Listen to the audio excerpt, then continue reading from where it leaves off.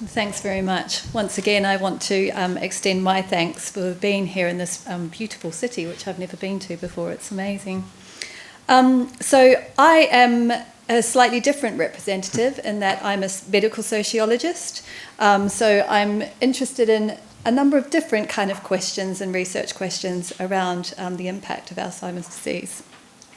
And as Jean said, I lead a team exploring the ethical, legal and social issues on EPAD. And this team is made up of quite an interdisciplinary group of people. So there's sociologists, there's a geographer, there's philosophers, there's clinicians, there's legal and industry partners. So we have a range of expertise and a range of different kind of competing interests maybe at times, but it provides some really interesting discussion. Our work amongst us has kind of led to extensive experience, particularly in the qualitative and philosophical research of health sciences and of translational processes in bioscience. And that's particularly in the fields of genomics, of dementia and neurodegenerative diseases, but also in more kind of philosophical areas of research participation, of consent, of dealing with incidental findings and issues of disclosure. Now, one of the things that we talk about a lot in EPAD, and maybe we're all converts to it, is the beauty of the design and the structure of EPAD. And trust me, as a sociologist, that's saying quite a lot.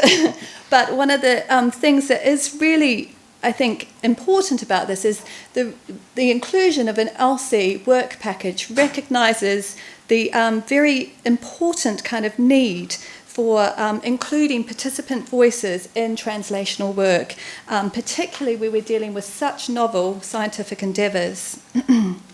And the way that we go about our work is not just as a checklist activity. So again, the beauty of the design allows us to have a very embedded approach to ethics. So we're very much involved in the process. We're not coming in, so some of you who might be familiar with the research process might know that people like me maybe come in and deal with acceptability and feasibility issues at particular points in time. But rather we're dealing with the entire process of EPAD, and we're embedded to ensure that participants, and when I say participants, I'm using this term kind of quite broadly as well, which I'll talk about a little bit later, but to recognise that participants have their views and their experiences heard, and that these are used to inform good practice, so that this becomes a conversation, hopefully, rather than just a group of people talking about something and then something getting imparted in a particular way.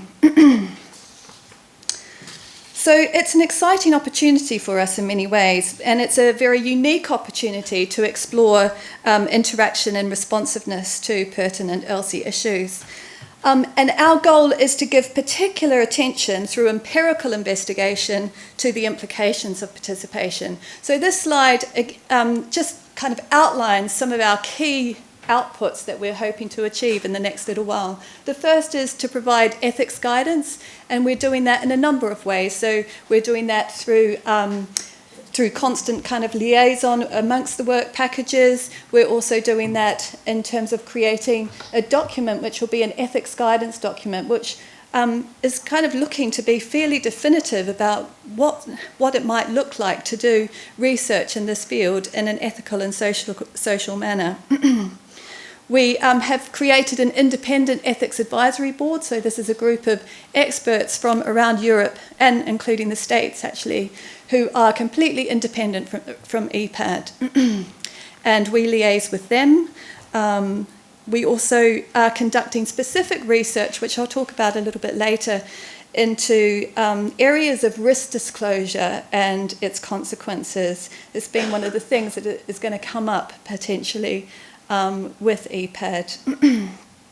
We're developing guidance on risk communication, which will have a clinical inference as well. And we're exploring the long-term economic and policy implications of biomarker-based therapies. So the little diagram just explains for a moment some of the key issues that we're kind of really grappling with and have been grappling with since the beginning of this year around ethics guidance.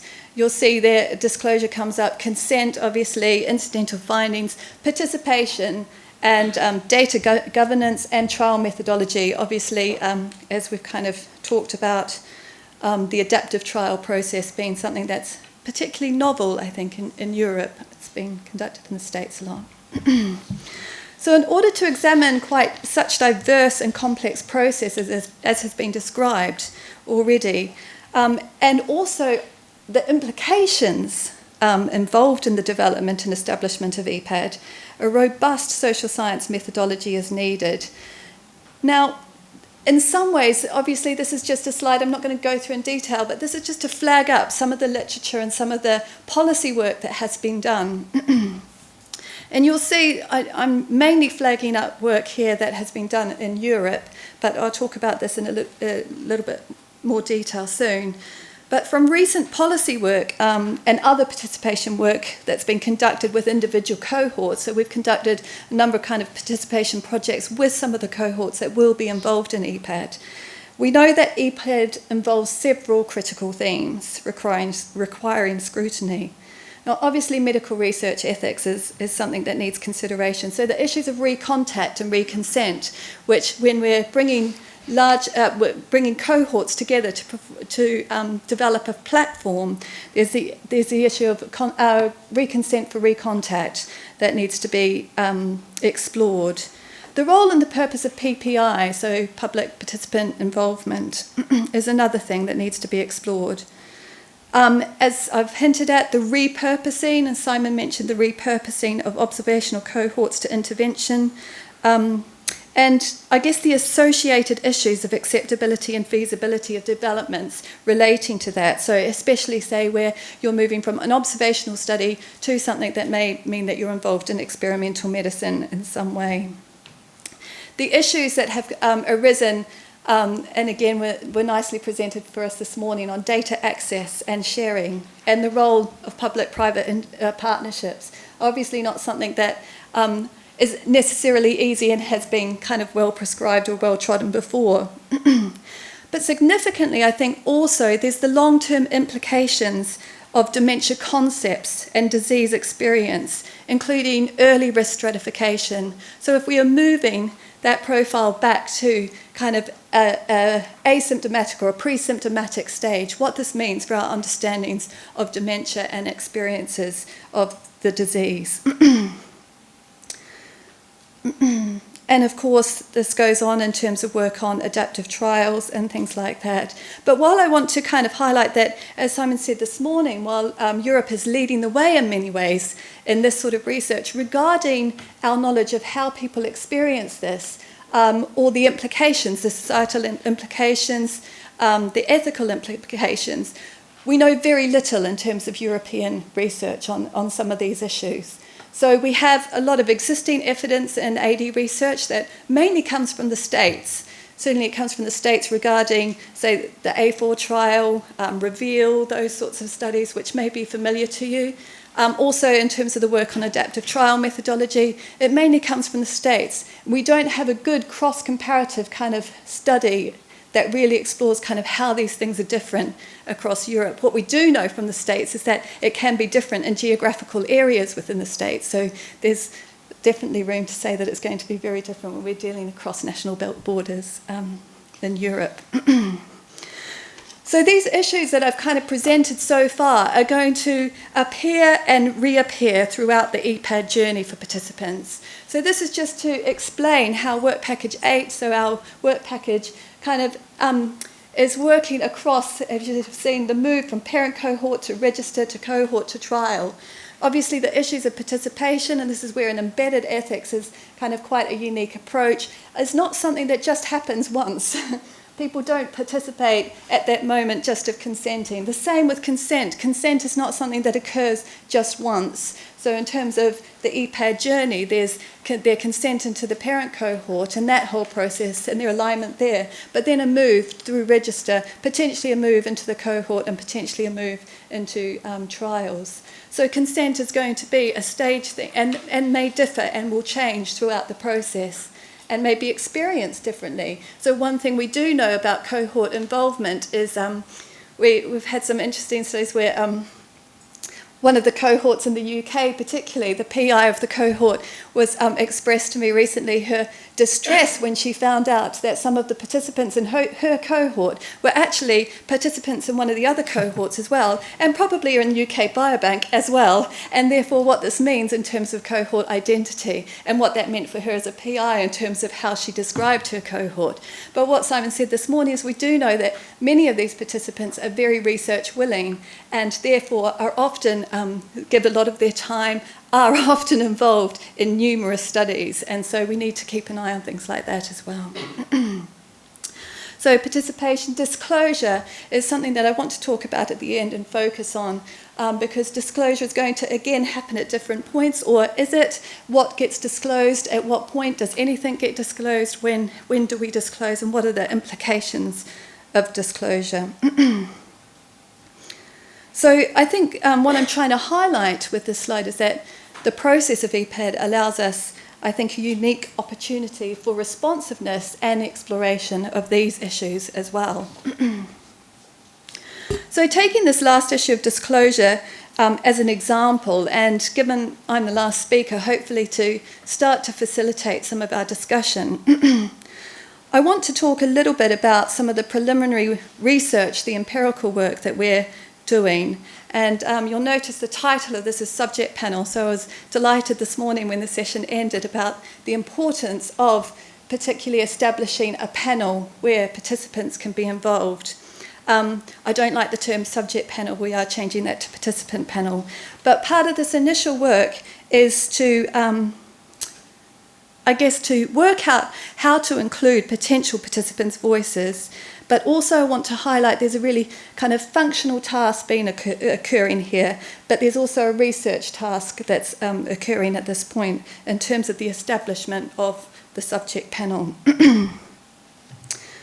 So, as has been highlighted, so the aims that I'll just give a bit of introduction, which I probably don't need to give to this audience, but as has been highlighted already in this session and again this morning, research into new therapies for Alzheimer's increasingly are focusing on earlier stages of disease. And these new diagnostic criteria emphasise the existence of preclinical or asymptomatic at-risk stages of Alzheimer's, as well as symptomatic stages of mild cognitive impairment. And this paradigm shift in the understanding of AD creates obviously quite significant implications for how the associated issues of risk communication, of disclosure, of recruitment.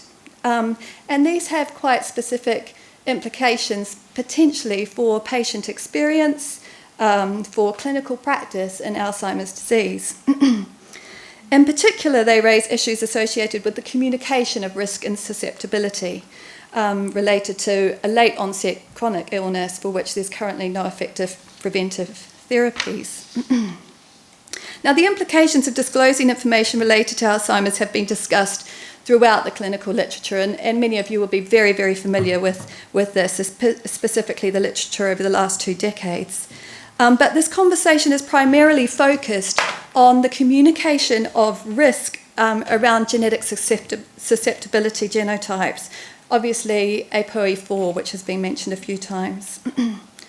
Existing research such as the REVEAL study has explored the implications of and the procedures for disclosure around this. But again, this literature has suggested that while there's no long-term implications for anxiety or for depression among those who receive risk disclosure, these studies have limitations that are based both on geography but also in terms of kind of the outputs and their focus on genetic factors. So some of the things that we need to explore is what would happen in terms of, say, using other biomarkers as risk factors, of using amyloid PET imaging results, as using other biomarkers that were described this morning. And how would this change, or would this change at all, the attitudes to AD risk? And would this be different between countries?